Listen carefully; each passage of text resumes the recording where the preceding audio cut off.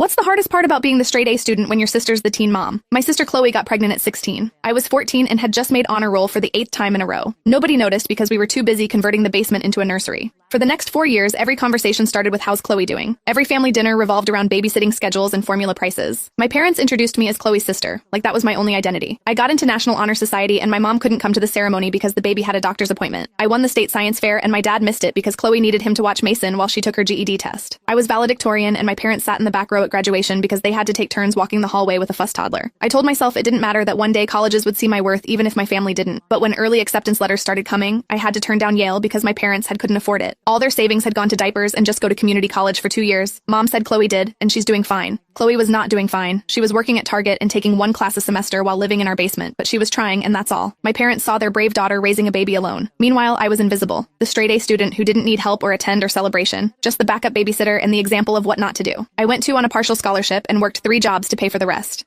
I studied in the library until midnight, then worked the campus coffee shop. At 5 a.m., I graduated summa cum laude with a computer science degree, and nobody from my family came, because Mason had a soccer game. I got a job at a tech startup making good money, and my parents asked if I could help with Chloe's car payment. I moved into my own apartment, and they asked why I was wasting money on rent when I could live at home and help with Mason. Everything was about Chloe and Mason, always. Then, 5 years after graduation, Chloe called me crying, "Can you come to my office? I need help with a presentation." Your office? I didn't tell you I started a company. I drove to this beautiful place building downtown and found Chloe in a corner office with her name on the door, CEO of a meal planning app for single parents. When did this happen? I've been building it for 3 years. We just got $5 million in funding 3 years. Why didn't you tell me you were busy with your important job and your perfect life? Perfect life? I work 70 hours a week and eat cereal for dinner. But you gotta go to college. Normally, you gotta be young. I was never young. I was studying while you were living. That's when she showed me her investor deck pictures of her journey from teen mom to CEO the night studying while Mason slept the coding boot camp she did online, the first customer she found at the playground. You learned to code YouTube University, same place I learned to raise a kid and run a business. But everyone always helped you. Everyone helped with Mason. Nobody helped with me. I was just the cautionary tale. The mistake except for you.